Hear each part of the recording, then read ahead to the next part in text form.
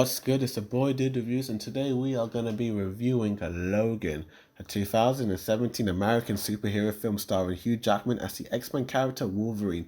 It is the 10th installment in the X-Men film series, as well as the final installment in the Wolverine solo spin-off films after X-Men Origins, Wolverine, and the Wolverine.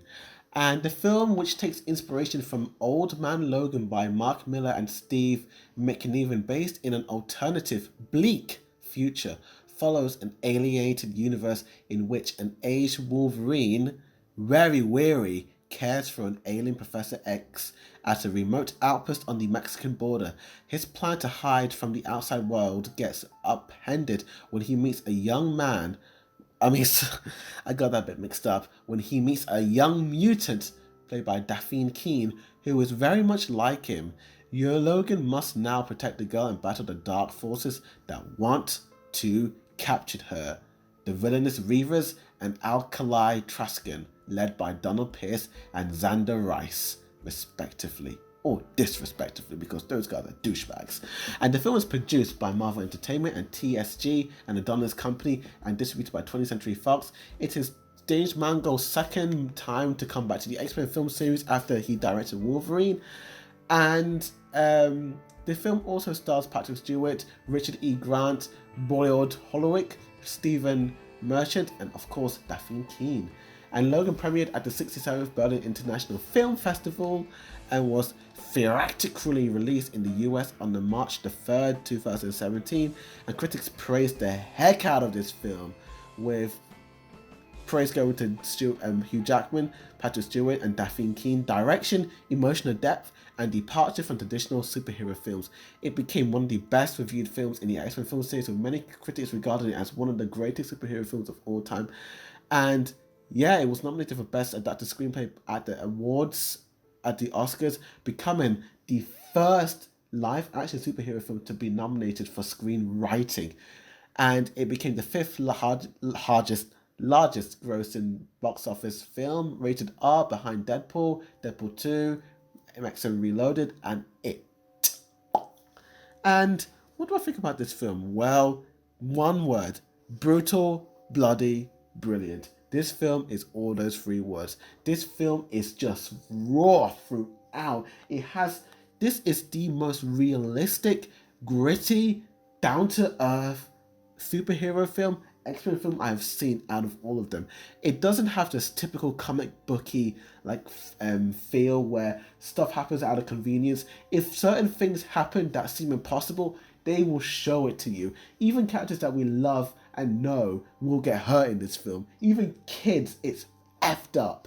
Logan, Hugh Jackman, does so well in this role again, and he just gives it his all. One last time, we finally get to see the true Wolverine come out, and he gets ripped up. He lets it rip in his R-rated. We see his claws get blooded. He is battered, this guy. His adamantium is killing him inside of him, and he's dying. He's old, he's tired, he's a shadow of his former self, and it's really heartbreaking seeing how this guy is, because not only is he ill and all that, but he is just going through so much emotional pain after what happened in Westchester.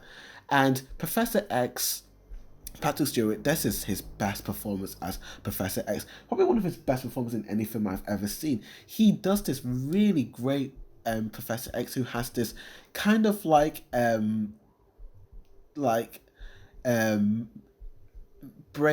I think he has dementia, and it causes him to have seizures. And because he has the most powerful brain of all time, and he can actually stop time with his brain is linked to everyone else's, and when he starts having seizures, everyone else starts having seizures, and it is crazy. I love the way whenever he has a seizure, the way they film it, they boost the frame rate and just have the camera shaking all about, but it's done so well. It's not just shaking, there's a lot of blurring and effect, and it's so strange.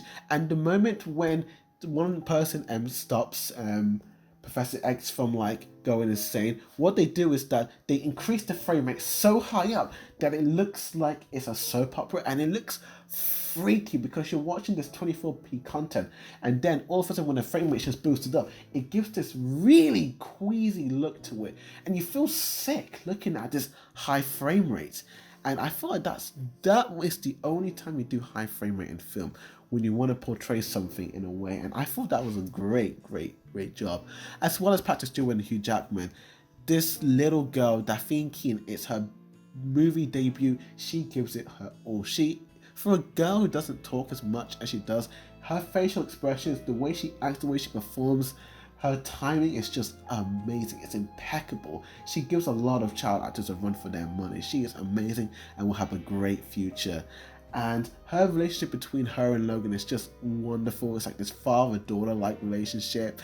And it's just so cool and great. And it's just, I like seeing Logan, Charles, and this little girl, like the three of them. Every time they're on together in the screen, it's just so entertaining and just so, I'm just so invested so much. And you get this other character, this other mutant, Caliban, and yeah, absolutely great. Another thing I like about this film is definitely the cinematography. It looks amazing, it's beautiful, and the soundtrack is also very great as well. I love it, you know. And yeah, it's just absolutely wonderful. And dude, I freaking love it. But this film doesn't come out with any doesn't stop with any like mixed aspects. And the mixed aspect I have of this film is that the villains are meh. I mean, they're very meh. There are two of them. There's one called Donald Pierce, and there's the other one called Xander Rice. Now, Donald Pierce, he's this kind of like rough, grubby, like Texas dude who's like, he's kind of a badass, he's kind of a bad dude, but he's a cool dude. But I don't know, some of his lines are very corny and comic booky, which is kind of not that great, you know. I feel like the way the actor Boyd Holbrook performs him, but the way it's portrayed, it's just not that great to me. And Xander Rice,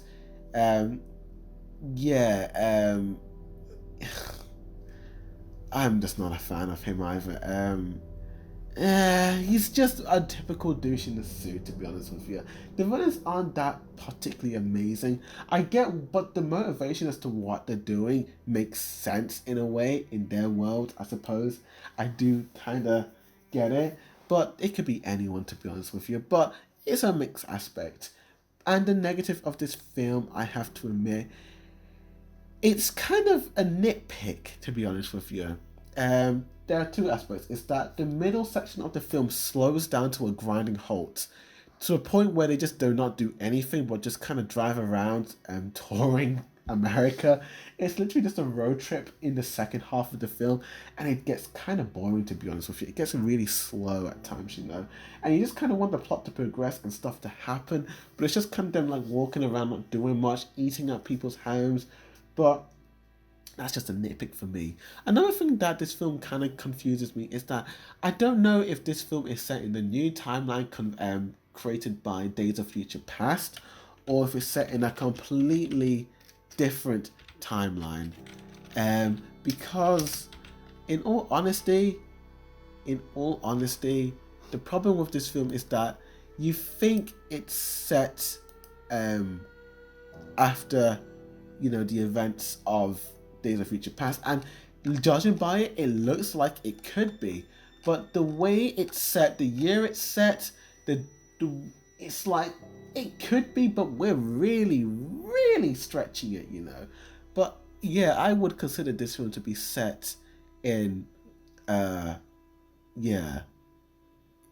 the events after Days of Future Past. But apparently this film has been advertised to be set in an alternative bleak future, follows an alternative universe. So this is an alternative universe to the Days of Future Past universe in a way. This is just basically Logan, you know, just This is just Hugh Jackman's like. He just kind of wanted to make a film about Logan in a way, just all about Logan. They didn't care if it was tied up to anything. They just wanted to make all about the character, and not anything else. But I thought it was great, you know. But I don't think it's as amazing as people make it out to be, you know. I still think Days of Future Past is considerably superior than this movie. Heck, even the first two X-Men movies. Just because the problem is that I like when Wolverine interacts with the other X-Men. I like his kind of persona and his kind of like quirks and the way he just works off one another and other X-Men and his lines. It just kind of clash well with one another. And when he's just all alone in this film, it's always kind of like he needs someone to kind of like clash off, to be honest with you. He's got Charles, but as opposed so. But with that said, I'm gonna give Logan an A, and I'm gonna give it an 8 out of 10 just because it was brutal, bloody brilliant. But it's not perfect in any shape or form.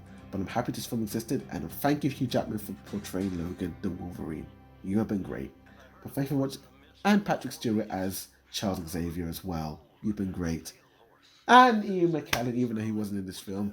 But thank you for watching. So please like, share this video, comment down below, and tell me what's your favourite X-Men film. With that said, thank you for watching, and as always, a Board Review signing out.